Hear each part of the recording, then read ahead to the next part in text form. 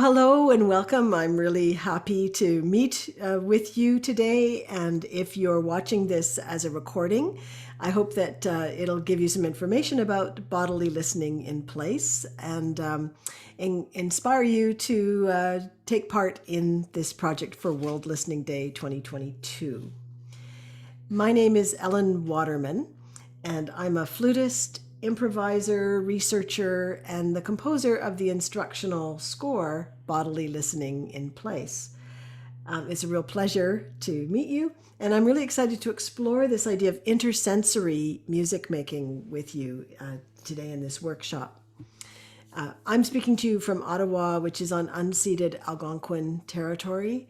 And I make this land acknowledgement in the respect for understanding that we share the land with people who came before us and that we have obligations to them. So over the next hour or so, I want to get to know you, and I'll give you a bit of background on bodily listening in place on the project and how you can contribute to this project for World Listening Day. And I'd like to try a couple of exercises to orient us towards intersensory improvisation. And we'll try to answer any questions that you might have about the score. We're pleased to have ASL interpretation here today. And so if you need any other assistance, such as described video or anything, let me know in the chat. So I think I'll just start with an introduction, as I know that both Darren and Anoush here are experienced improvisers, so we don't need to break the ice by learning how to do that. We'll focus more on intersensory aspect of the work. But I wonder if I could get you each to say just a little bit about your work and what drew you, Anoush, to take part in this project.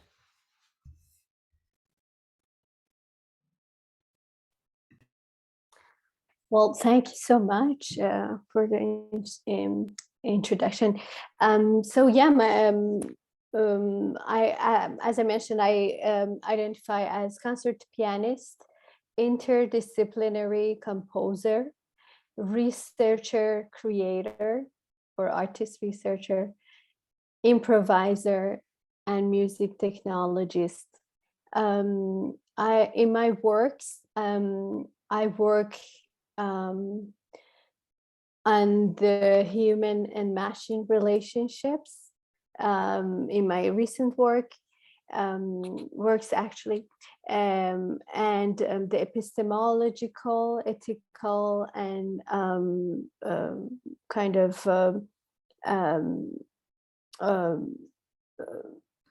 ethnological aspects of this interrelationship in the art practices.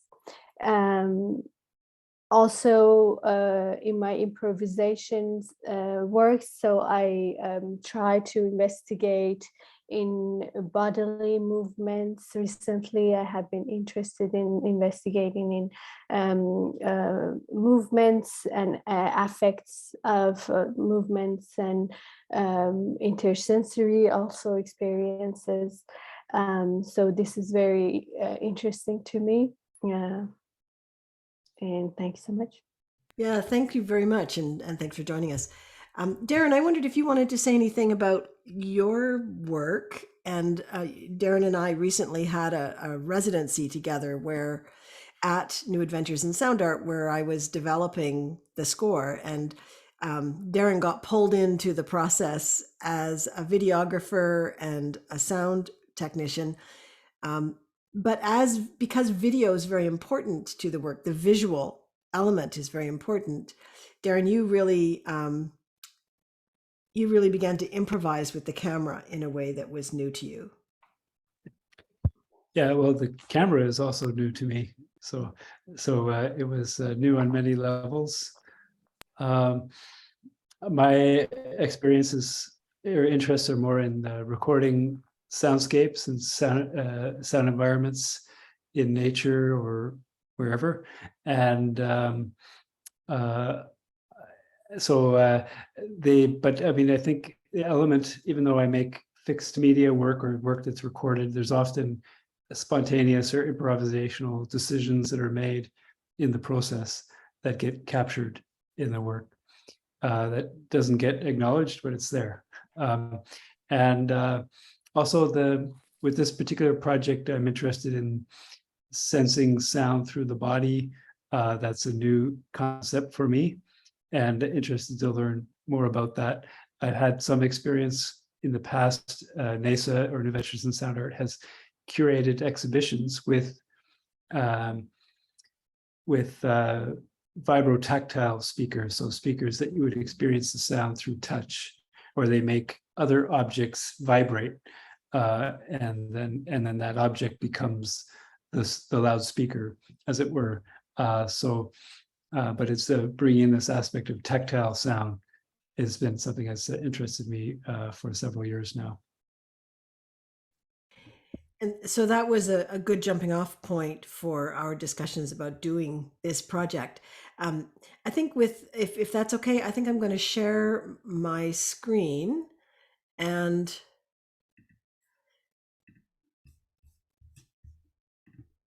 give a little bit of background on the project. I can't see any of you though, so please let me know. Are you seeing my screen okay? Yes. Yes. Yes, thank you very much. It's always disconcerting on Zoom when you can't tell. So the bodily listening in place really started for me with this invitation from Darren to create an instructional score for World Listening Day. It really became an opportunity for me to think about reorienting audition. I'm a hearing person. Sound is very important to me as a musician, but I understand that listening is more than hearing.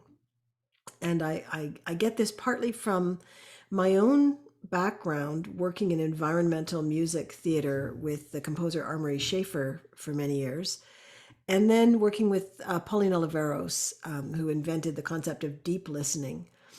With Schaefer, it was a matter of being in wilderness locations where I might be playing my flute in freezing cold weather at dawn, playing over the mist of a lake. And when I played that way, I would be very, very aware of the temperature, the wind or lack of it, the mist, the sounds of other, birds and other animals in the environment, or the wind in the trees, but also the feeling of wind on my skin, the sense of my body on the terrain. Was it rough ground that I was thrown off balance by, or was it smooth ground? I was hyper aware of the fact that music making is an intersensory experience. From Pauline Oliveros, I learned the idea of listening as meditation. The idea of deep listening is as a practice of listening to everything, everywhere, all the time. And for Oliveros, that meant both sounds and sensations. She worked with dreams. She worked with body movement. She worked with listening to interior sounds of your body. So listening for her was a very strong concept that went well beyond the auditory. So the instructional score for bodily listening in place is made for the NAISA call for participants to record their own realizations in any recorded medium for World Listening Day. And we're going to gather on Zoom to share our realizations on Sunday, July 17th at 4 p.m. So I hope you can join us for that. You can find the score at the link below here, and then submissions can be uploaded to NAISA at the Hightail link on this slide as well.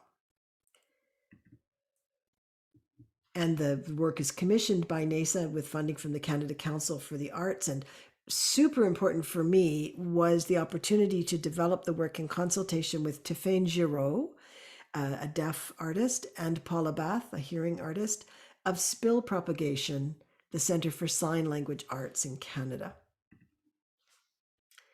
So what do I mean by listening beyond audition? Well, I think that various deaf musicians have shown us that music is way more than sound and more than vibration. So if you look at the work of Evelyn Glennie, very famous Scottish percussionist, Evelyn Glennie was hearing at birth and then became hearing impaired and then deaf as a child. And she developed her percussion work through touch. It was a music teacher that that kind of guided her to feel the vibrations from the drum when it was struck. And she's very eloquent on the idea of sound being far more than audition. She feels it in her body. She responds to it very precisely. She makes music for hearing audiences. So I've seen her give a concerto with an orchestra in front of a hearing audience. And so her orientation is to bridge between hearing and deaf cultures. Christine Sun Kim is a visual and performance artist who really speaks to deaf audiences.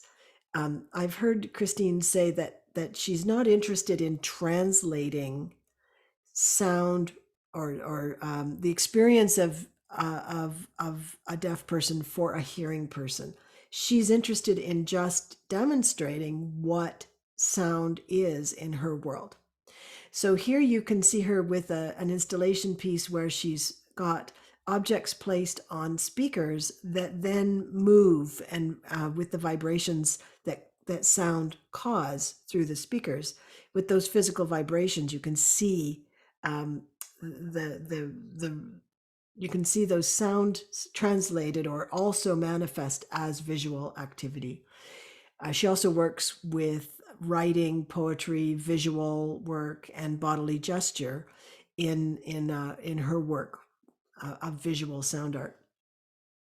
And then very inspiring to me was meeting the Gatineau-based musician Pamela E. Witcher.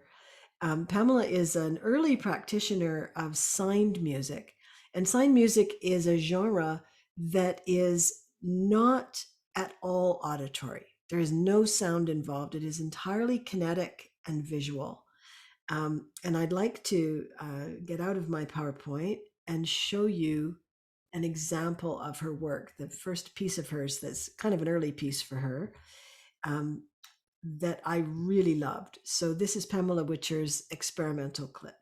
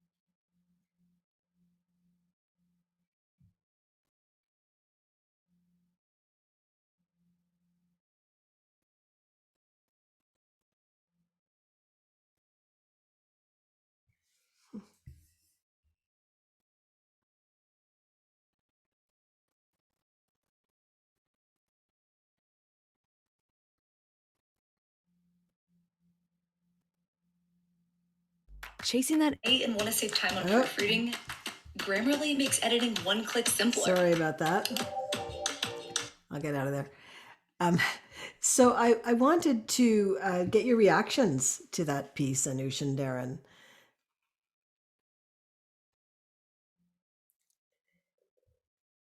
I'm interested in how you experience it. Go ahead, Anoush. Go ahead, Darren. Sorry. It's like a story of her life in 4 minutes. It feels almost like these moments of, or her visceral feeling at that moment captured, and then it moves on to a different moment. Yeah, I mean, there's a very dramatic changes of affect in the piece for sure. What about you, Anoush? I don't know. Have you seen this before, or is this a new concept for you? No, I didn't know the artist, but it's very interesting to me because I've been working on an opera project. I've been commissioned as a composer. So I have been working with, I invited a hard of hearing singer to work with me alongside me so we could actually develop the music together. But the singer, she actually speaks Farsi and Farsi sign language. And it was very interesting because we were we were thinking about how to make sound involved with sign language that is accessible to hard of hearing and deaf community, and also for hearing audience. But this performance was very interesting because it was also the music clip, and the performance was part of the representation and the music making. That really was interesting to me. Yeah. I feel like what I responded to immediately when I saw this piece was musical elements like rhythm, timbre, texture, formal elements like repetition, contrast, development, variation. And I know I've since learned by digging into this work a little bit more that this is a proposition being made by people who practice signed music, that they don't see it as poetry, they don't see it as dance. There are poetry and dance traditions in ASL. They see it as specifically musical, and they're really concerned to think about things like melody and harmony, and music formal elements. I'll quickly go back to my screen here and carry on. So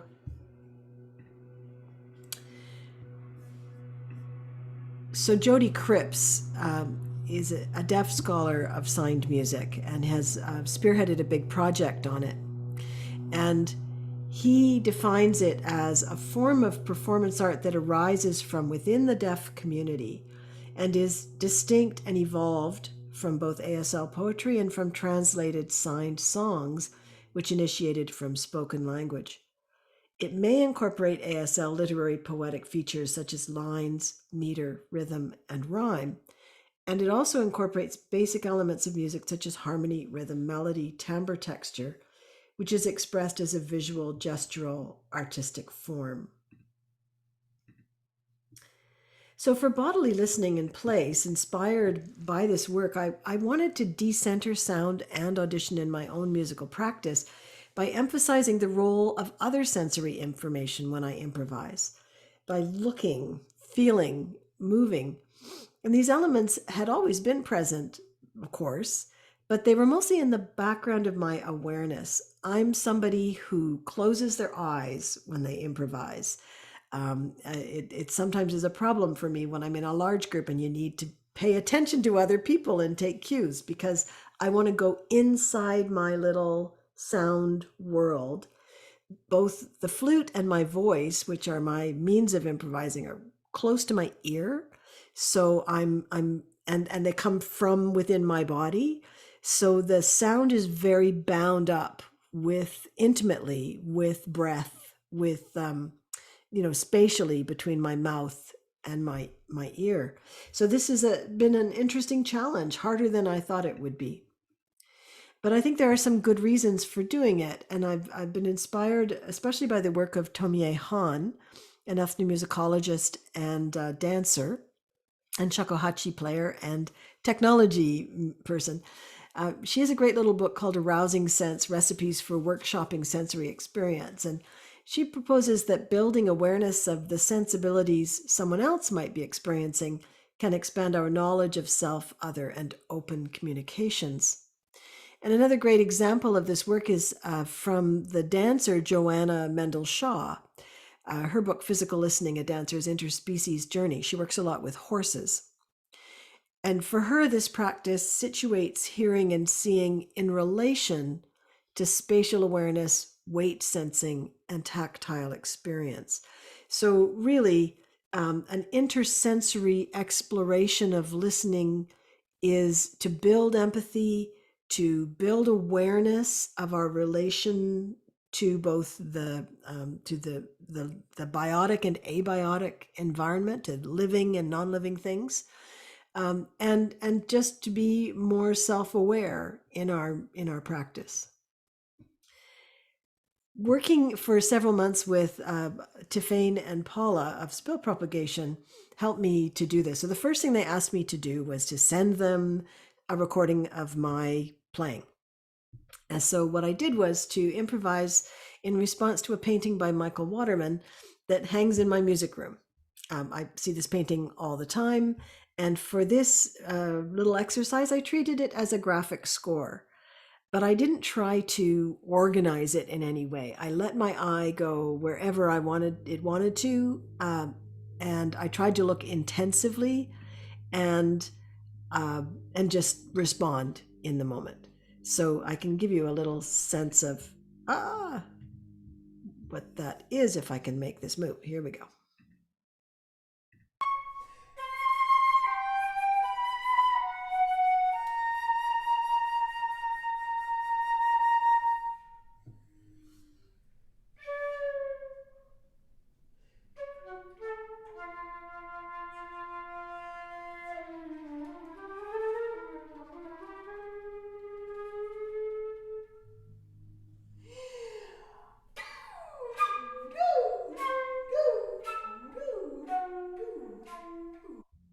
Anyway, you get the idea.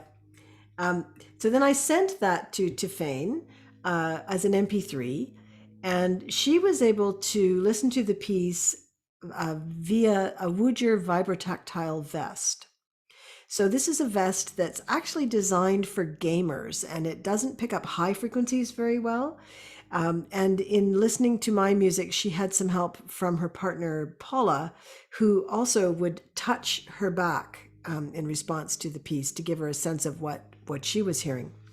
So between those two things and putting her hands on the front sensors, these transducers, Tiffaine was able to give the following response. She says, "I feel like I am in a car, a small car that allows me to feel the environment outside. I pull over. It is raining. I feel the raindrops tap slowly, one by one, then violently on the top of the car roof. Then whoosh, the wind musters up a strong gust up to one side, then the other, then even from underneath. I can feel the wind and the rain through my fingers as they hold the steering wheel. The car moves, my fingers move. I can see the rain fall."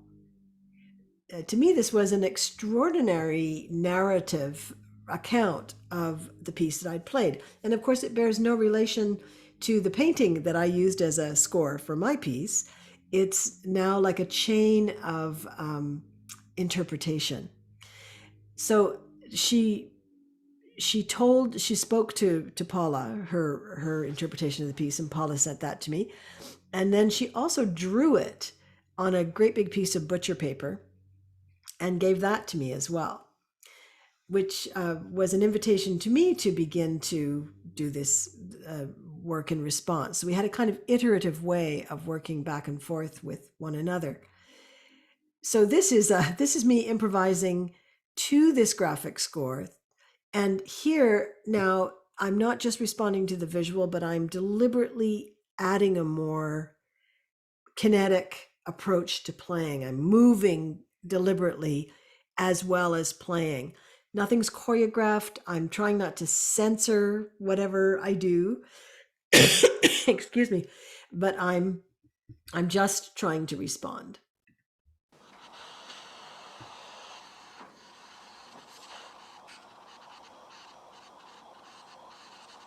Thank you for the beautiful score, Tiffany. This is my interpretation of it musically.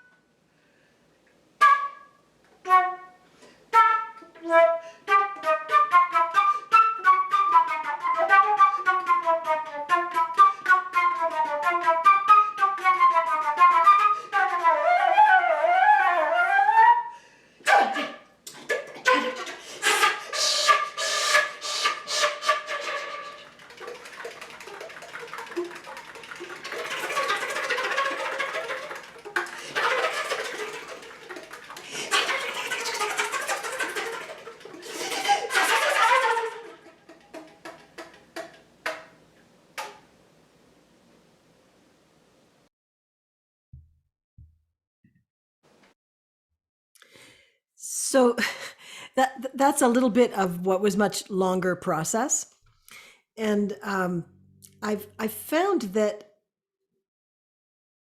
during my residency at NAISA, I was able to kind of refine this into a method that I thought other people could follow. And here's the things that make up the score and that I thought were helpful to me in trying to really foreground intersensory approaches to improvisation. So the idea was really about my body, your body, the player's body, and the way that it occupies place. And I say place rather than space because I think of place as having atmosphere, affect, meaning, context. And getting to know it is like getting to know a person. So the first thing to do with this piece is to select a place and spend some time in it and get to know it through your senses over several days. It doesn't have to be an exotic place or out in nature necessarily, just a place where you're able to improvise and want to improvise. So a lot of the best work I feel I did in the lead up to this was in a patch of sunlight that comes through the window in my music room spills out onto an old wooden chest and the floor every day. And it's often very warm and really vibrant. And I found that just working in that patch of sunlight on sunny days was a really, I learned a lot from that experience. When I made the two pieces that are available online at NAISA, I went to special places several times. I walked to them to get to know them. I sat in them and took photographs and video. I wrote about them and thought about them when I wasn't in them. So that matters very much for this piece, is spending time in place.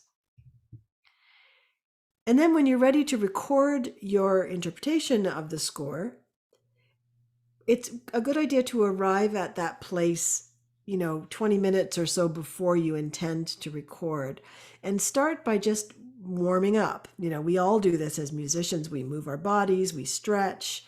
So this is partly about getting yourself ready to improvise. And it's partly about orienting yourself to that place. So really feeling where your body moves, how your body moves in that place at that moment. What's the weather like? Is there a lot of wind? As a flutist, that's really important because wind can snatch the sound from your mouth. Is it light or dark, cold or warm? How is it to be in that space right now? What is its atmosphere? And once you feel well warmed up physically, then listen. And again, I want to say that listening is not the same as hearing.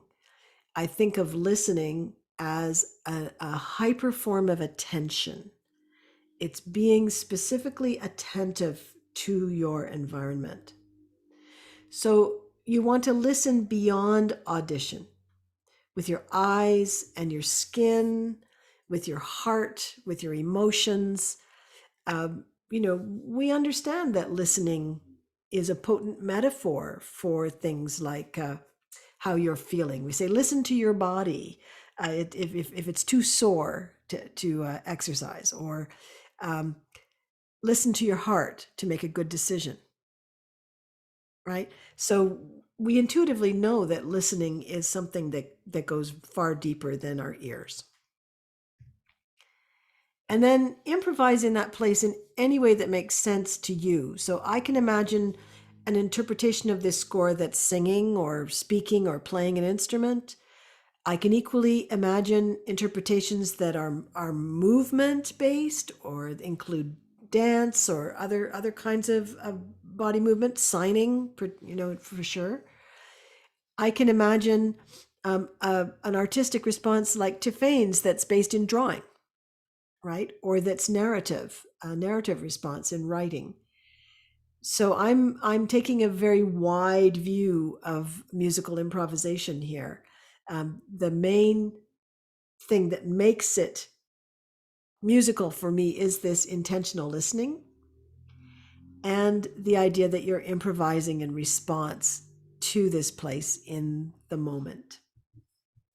So I think I'll stop the presentation there and to take some more comments and any questions that you might have about doing the piece, or if you want to share ideas that you have about a place. So we'd invite Darren and Anoush to come back and turn the. Okay. So, Anoush, I'm very curious, about your response to this idea, particularly since you're someone who's working on intersensory work.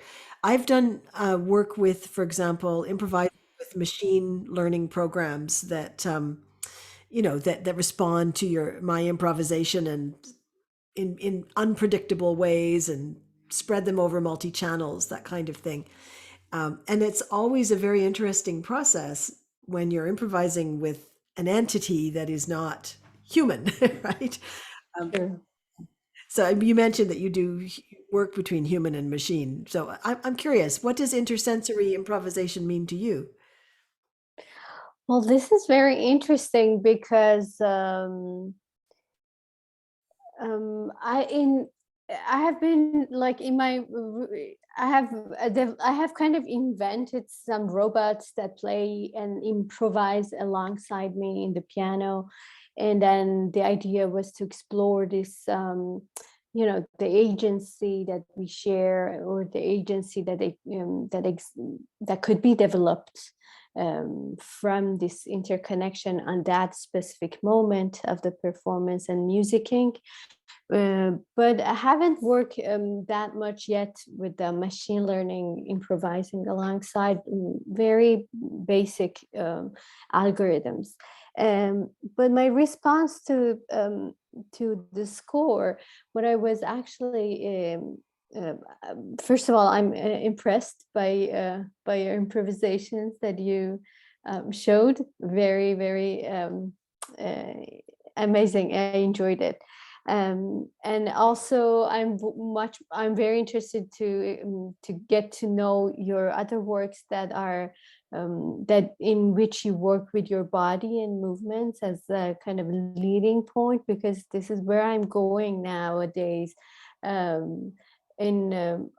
To see movement and bodily actions as a methodology for composition, or a compositional approach. So this is where I will come in my interpretation of the score. And also about the place, I was interested also to hear more specification from your side, because I'd like to kind of build or create an artistic kind of installation as a space. Can you say a bit more about that, or is that not a developed idea yet? Yes, I can tell about it. I have a friend of mine who's a mask artist and a performer. So she basically develops, works with a facial expression, and uses the mask and kind of headwears as a form of deconstruction of the face, or deconstruction of the identity, and going beyond these representations. So I'd like to actually ask her for a video, as you did with your friend, as a kind of basic for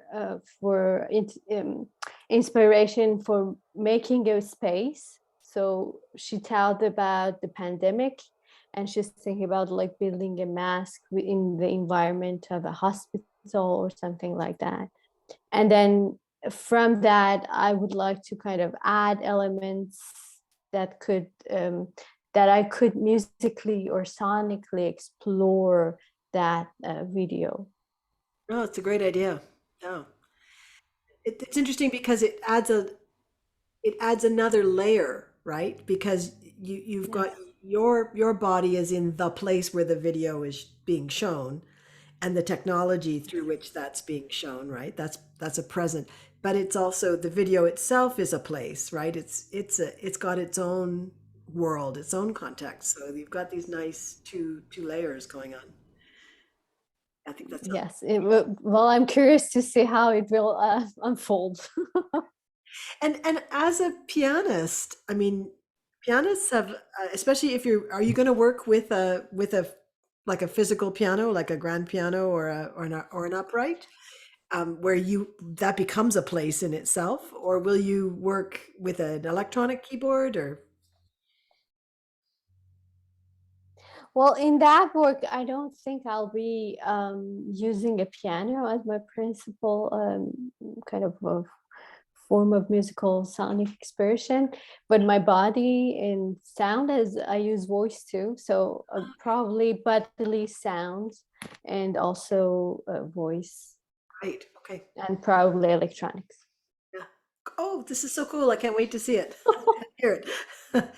Just an idea, you know how far ideas from realization. So Well, that gives me an opportunity to remind you and anyone who wants to do this piece that it also, I encourage you not to take anything too seriously, right? That there should be fun, there should be joy in this process.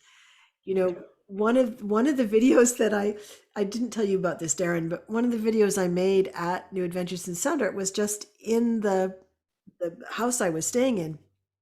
And I set it up just to get used to playing in front of the camera because I don't do that all the time. And I found myself doing this long movement and spoken word piece, which is not my métier at all. And but I found myself kind of responding to my body, right? I'm older, I'm 59, I'm short, I'm round, I have a middle-aged body, and I'm not an athlete and I'm not a dancer, but I like to move, right? It comes fairly naturally to me to move while I play, partly because the flute is, kind of in motion anyway. Um, but what I found myself riffing on in this video, which I will never show anyone, is that uh, like how fit for purpose my body is. I have a good body for the things I need it to do. It gets out of bed, it can walk, it can move playfully. I can fall on my back, as I did twice hard this winter while skating, and get right back up again. My back is strong. I really have a good spine. And we are used to judging our bodies in all kinds of ways. And as one gets older, you're used to kind of thinking, oh, so that's sore, or that doesn't work the way it used to, or that's stiff. But reminding myself how much ability my body still has and how expressive it can be. This was really encouraging to me. So I found this process helpful in thinking a bit more about the fact that I have a body as a musician, you know, and I do a fair amount of work with musicians with quite extreme mobility issues who still make extraordinary music with, you have to have an adaptive musical instrument, right? And the body, whatever it is, has the ability to be expressive. And that's what I would love to see with this piece, is that anybody trying it just takes joy in what they are able to do, and that they can respond to it in any way that makes sense to them. So the the score is designed to be adaptable to the person, not the other way around, right? It's not like all those Bach flute sonatas where I had to trust, kind of adapt myself very firmly to the music.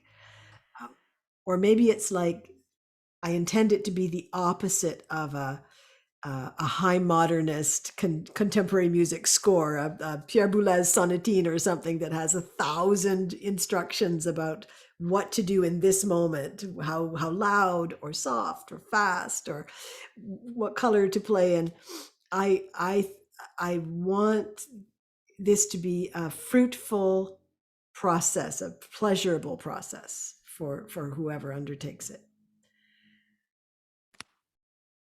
I used a lot of words to say that. So.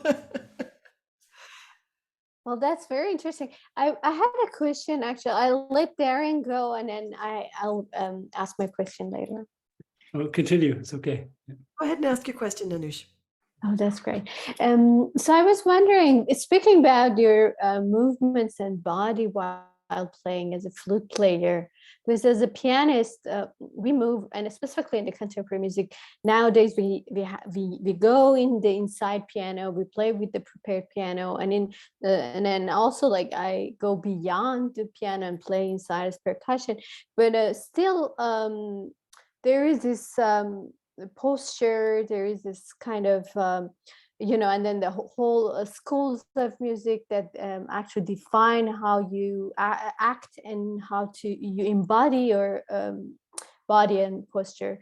And going into the dance world and performance world, I see how as they are performer too, we are performers too, but how connected they are to their body, and how they deconstruct their kind of limitations of going beyond the conventional kind of postures, as going through aesthetic too. But what I see in the music world is that we go beyond in the aesthetic, in the music, but still we are stuck with the posture, with the body. So I'm very interested to hear about your thoughts and opinions about that. I think, of course, you're exactly right, especially if you're trained in a classical tradition. We are very enculturated to have our bodies adapt to our instruments. Sometimes, like the violin, how painful is that? Nobody goes around like this. The flute requires your body to do a certain thing. But for me, I feel really fortunate that when I was a fairly young musician, I began to do this work with Murray Schafer, because working in unusual environments where it might be raining or very cold or dark or just outside of the controlled conditions of a concert hall, you couldn't kind of keep that same attitude with your body to the work. So that was very helpful. And it was also helpful to me to do some interpretations of contemporary music. As a grad student, I did a feminist realization of Karl-Heinz Stockhausen's Samstag, Katinkes Gesang from Samstag, the opera. And for that, it's a solo flute piece, half hour, that is in many, many small sections. And the score gives very specific instructions as to what the flutist is supposed to do, how you're supposed to move. And it was all really, really difficult and constrained. I think you're supposed to stand behind a podium and very, very slowly sink down under it while you're playing. Really, really locked in hard. And instead, what I worked with a choreographer, and we choreographed movement for each of the sections, and we projected a gobo of a rose window onto the ground, so that would give all these different sections in light. So I played lying down and rolling around and that kind of thing. That being practicing in a way, like doing your practice in a way that that just makes your instrument one part of it, puts your instrument in its place, I think. Like for me, yes, it's harder to sound perfect when you're rolling around on the ground with your flute, but it's also reminded me that the flute it's a tube of silver. It's an expensive tube of silver. I can throw it up in the air and catch it. I can take it apart and play just parts of it. I can do whatever. And I'm respectful to it. I can't afford a new one, but I'm at the same time, it's not the be all and end all. I'm a musician. I don't think of myself as a flutist anymore. I think of myself as a musician who uses a flute as a technology among other technologies. I guess that's one maybe helpful thing. Yeah, then that's a long practice, but different from this one. Like I thought this would be easier, this intersensory thing. I thought it would be way easier. Some things like movement came fairly naturally, but touch was really, really hard. I'm very sensitive in the fingertips, but when I tried the Woojer vest on and tried to listen to music through it, even really bass heavy music that those transducers do pick up, I found that it was a blunt instrument. All I got was thump, thump, thump, thump, thump. I could feel vibration, but it just felt like nothing, just a sensation. Whereas when Tiffany listened to music, she was so sensitive to those vibrations and able to interpret them in very sophisticated ways. And I realized that although vibration is part and parcel of sound physically, I'm deaf to it. True. And it's interesting as this, there is a culture of listening, auditory kind of listening, and then also there's this culture of vibrational and tactic listening that you should practice, as you mentioned, to master it. Yeah, and I think there's a lot of things one can do to become more aware of that. The Tiffany and Paula lent me a brass singing bowl, these meditation bowls, and some really beautiful basalt rocks, and gave me the instruction to put the rocks in the bowl, fill the bowl halfway with water, and then when you strike the bowl, you get the vibrations on the surface of the water, and they're changed by the rocks being in the bowl.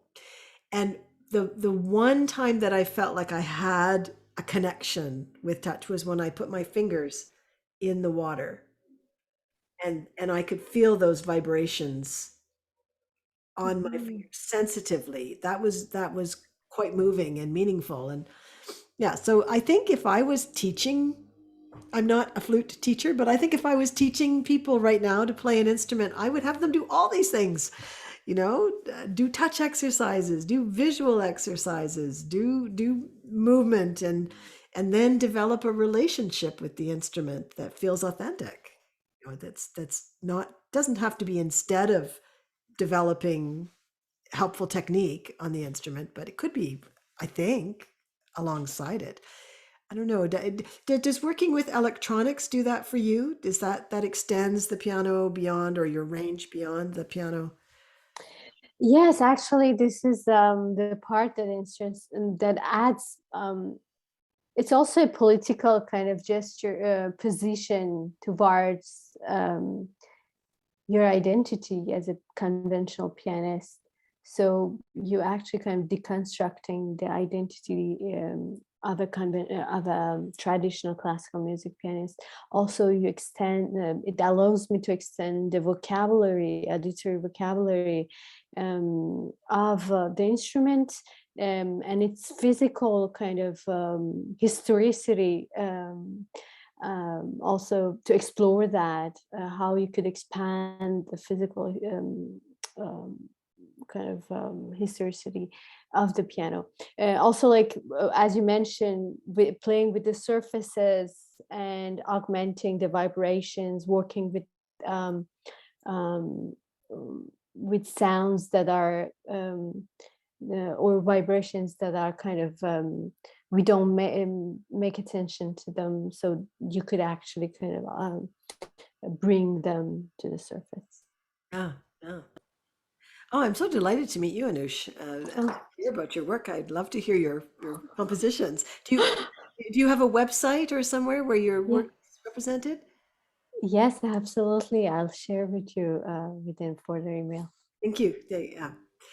Darren, did you have anything you wanted to add? You've been witness to this whole process, and you were very generous to go along with my complicated ask.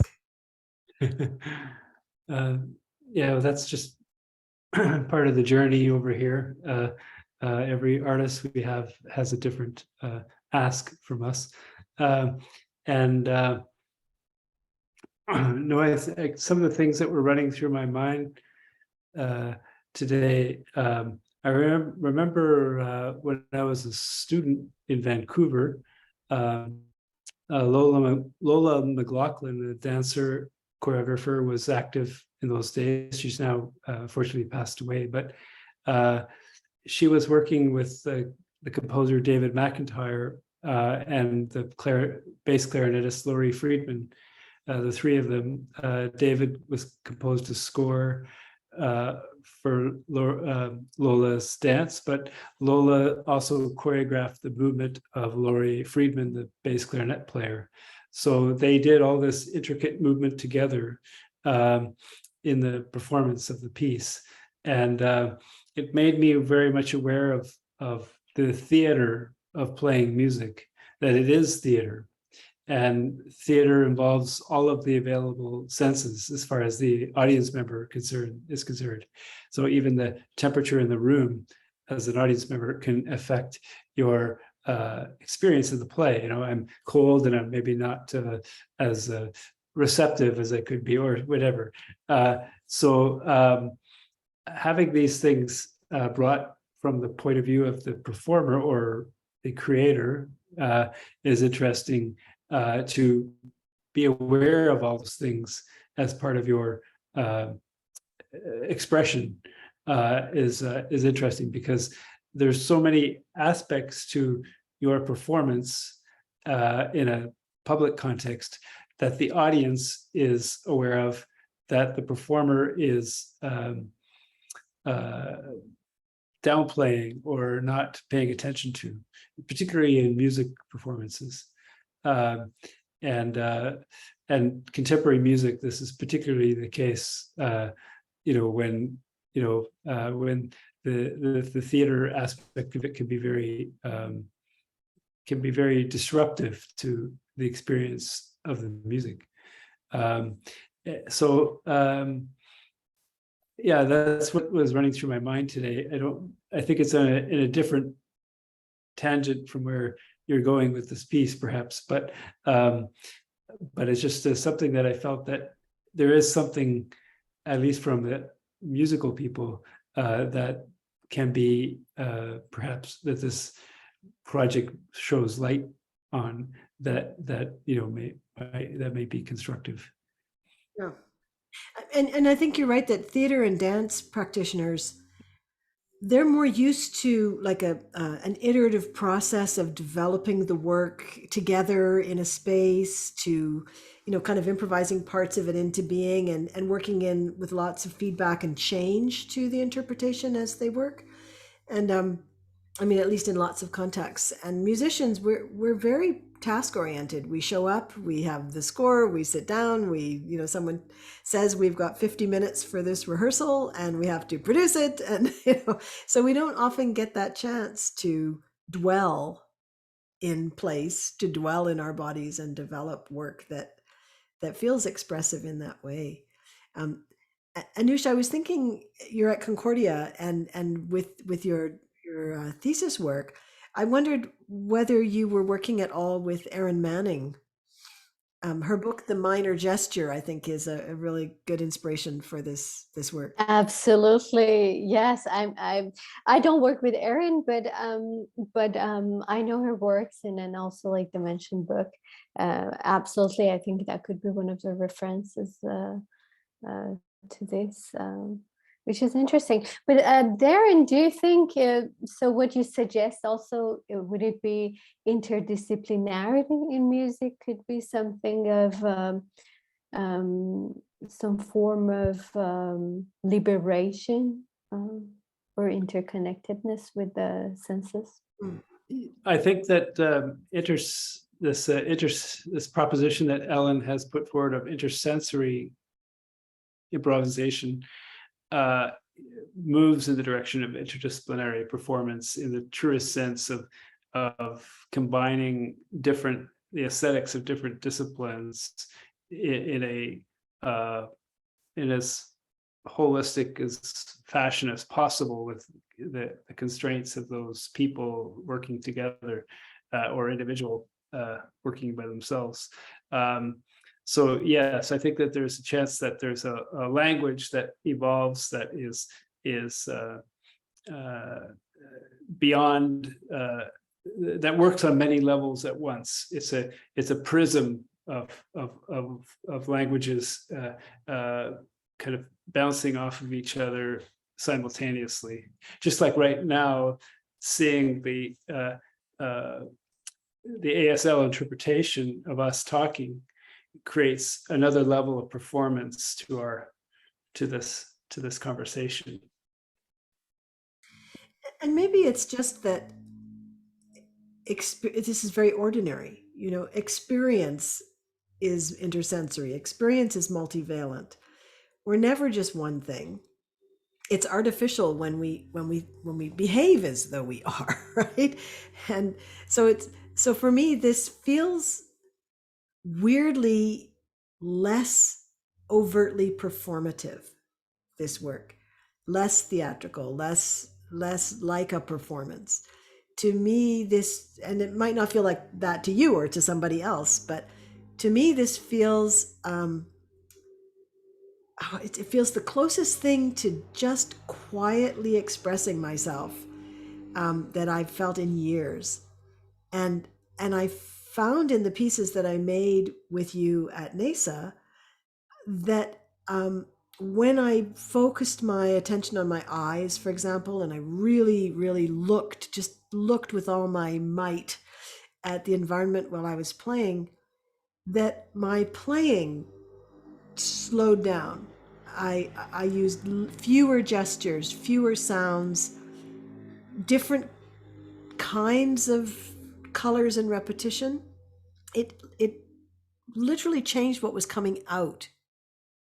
And when you improvise for a long time, you know, after a while you find you have several tropes or ideas that you use a lot and that tend to come out, and all of those just went away. I found I could do something that for me was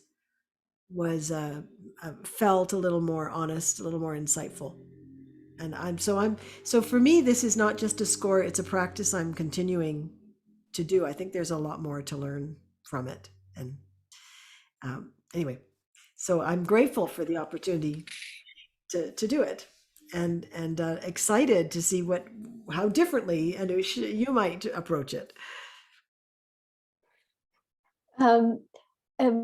Hearing your thoughts and hearing about your journey into that improvisation made me think, isn't it a form of unlearning, or kind of instead of a performative act, isn't it a kind of unlearning from constructions or constraints of the musical auditory pedagogy, which is kind of as a musician, you learn how to listen, you learn how to, it's a musical culture, and then it's all coherent together. But this form of listening and this form of improvisation is kind of unlearning and detaching from the kind of dominant narrative in the musical listening, musical culture kind of listening. What are your thoughts about that? I think you could certainly experience it that way. And I mean, I think I definitely went through a period of time as an early improviser when I felt that way, that I was unlearning a lot of the structures that I'd been indoctrinated into. And I know lots of improvisers have talked about their work that way. I don't feel that way anymore. I feel like, particularly my encounter with signed music, and you know, I've begun to take some baby steps learning ASL, and being introduced to that very rich language doesn't feel like unlearning. It just feels like opening a door to something that I ought to have understood all along and didn't. You know, it never occurred to me as a musician that I was oddist, right? That I was excluding a whole world of sensory information. I'm embarrassed that I that I didn't have that insight, you know. but working with deaf musicians is expanding. Maybe that's how I'm experiencing it, as an expansion of consciousness, if that's not too trippy a way to put it, rather than a deconstructing. But you're right, you have to deconstruct some habits. You have to sort of change your relation a little bit to those materials. I guess I also want to add that I know I'm a hearing person, and I'm not trying to enter the experience of a hard of hearing or deaf person. That's not my experience. It's a very different experience from mine, and I can't pretend to, inhabit that in any way. But what I want to do is to engage with those insights and to, just expand my understanding and hopefully learn a lot more of what they have to teach me. Yeah. Thank you so much